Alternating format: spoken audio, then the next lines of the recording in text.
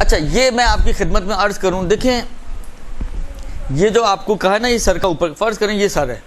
یہ اس کے اوپر کا حصہ ہے، ٹھیک ہے، یہ آپ نے جب ہاتھ کھڑا کی تو یہ اس کی حد بن گئی، یہ سمجھیں اس کی باؤنڈری ہے،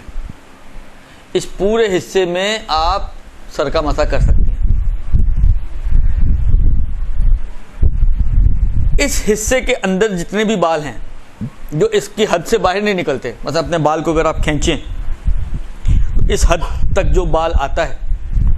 اس بال کے اوپر بھی مسح ہو جائے تو کوئی حرج نہیں ہے۔ مشکل اس وقت آتی ہے کہ جس طرح مثلا بعض اوقات خواتین ہوتی ہیں نا، مثلا سارے بال اوپر جمع کیے اور اس کے اوپر مسح کر لیں،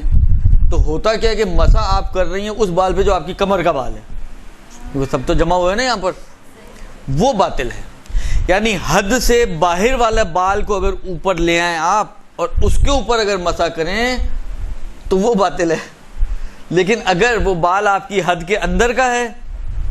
اور اس بال کے اوپر آپ مسح کر رہی ہیں تو اس مسح میں کوئی مشکل نہیں ہے۔ پھر یہ ضروری نہیں کہ مانگ نکال کر ہی مسح، یعنی یہ ضروری نہیں کہ مانگ ہی نکالی جائے تبھی مسح ہوگا ورنہ ہوگا ہی نہیں، بلکہ حد کے اندر کے بالوں کے اوپر بھی اگر مسح کر لیں تو وہ بھی صحیح ہے۔ ہاں اگر وہ بڑے بال ہیں جو اوپر آئے ہوئے ہیں ان پر مسح نہیں ہو سکتا۔